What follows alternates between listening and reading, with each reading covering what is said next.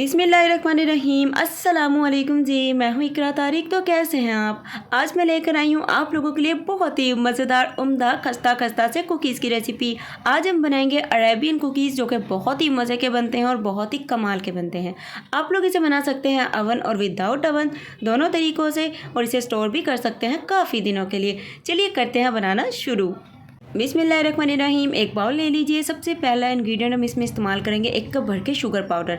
अब जी आप लोगों के पास अगर बेकिंग के मेजरिंग कप्स नहीं हैं तो आप लोग कोई भी घर में से 1 कप ले लेना, उसी से सारी चीज़ों को मेजर करना, ये बात याद रखिएगा। 1 कप भर के शुगर पाउडर, 1 कप इसमें घी। तो घी थोड़ा सा इस फॉर्म में होना चाहिए, बहुत ज़्यादा घी की जो क्वान्टिटी है लूज़ में नहीं होनी चाहिए कि बहुत ज़्यादा नरम नहीं होना चाहिए। तो थोड़ा सा इस तरीके का होना चाहिए। अगर नरम है तो आप लोग इसे 10 मिनट के लिए फ्रिज में रख दीजिए, तो वो एकदम से सेटल हो जाएगा ज़बरदस्त सा, जैसा हमें चाहिए।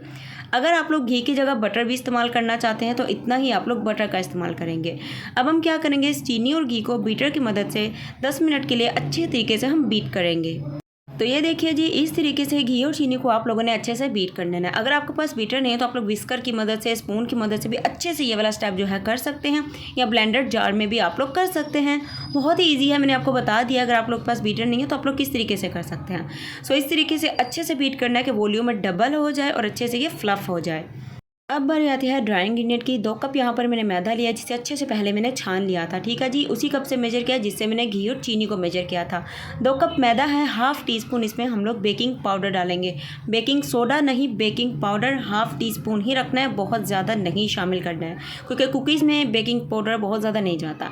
1 टेबल स्पून इसमें हम लोग सौंफ का इस्तेमाल करेंगे। आप लोग को सौंफ अगर पसंद है शामिल कर लीजिए, नहीं पसंद तो आप लोग कोई ड्राई फ्रूट भी ऐड कर सकते हैं, इलायची पाउडर भी ऐड कर सकते हैं, या कोई एसेंस भी ऐड कर सकते हैं। सो मैं साथ साथ चीज़ों का बता देती हूँ कि आप लोग को जो नहीं पसंद ऑप्शनल भी ऐड कर सकते हैं। मैदे को मिक्स करने के बाद आप लोगों ने घी वाला मिक्सचर लेना है, उसमें थोड़ा थोड़ा शामिल करना है मैदा।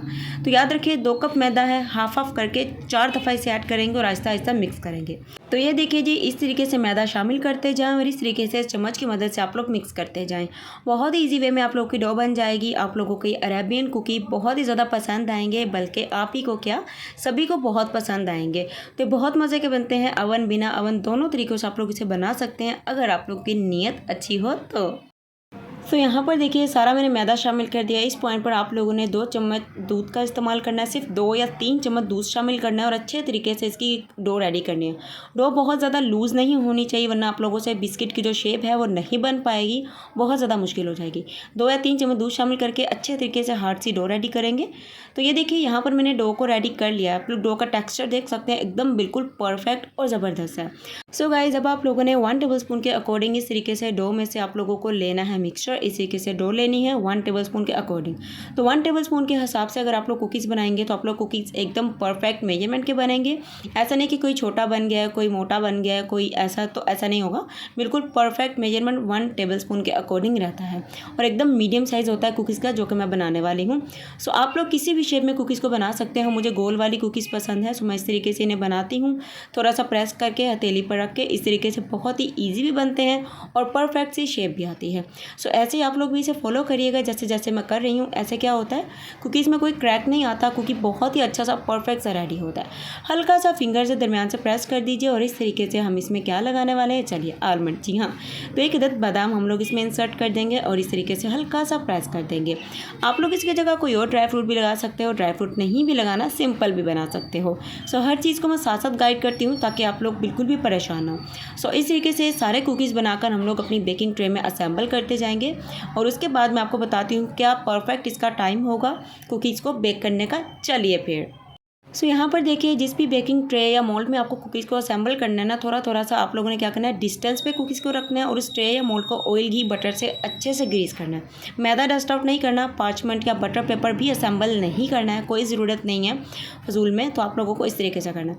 180 डिग्री सेल्सियस पे 10 मिनट के लिए अवन को गर्म कर लीजिए और पूरे 20 मिनट के लिए इसे बेक कर लीजिए। पतीला की टाइमिंग सुन लीजिए, 10 मिनट के लिए पतीला को बेक कर लीजिए बिल्कुल लो फ्लेम पर। 30 मिनट के लिए आप लोग इसे पतीला में बेक कर सकते हैं। सो यहाँ पर देखिए हमारी कुकीज़ एकदम मज़ेदार ज़बरदस्त तरीके से बेक हो रहे हैं।